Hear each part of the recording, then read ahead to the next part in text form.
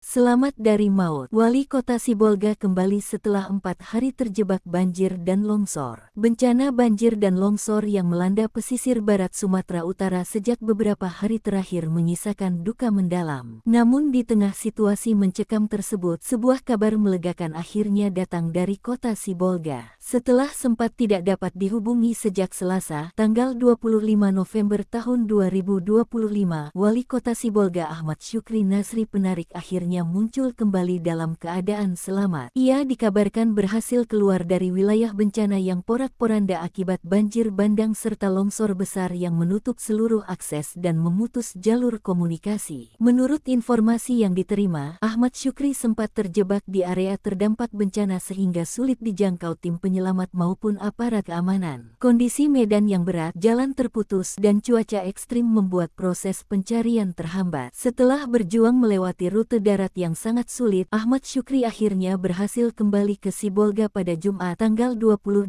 November tahun 2025.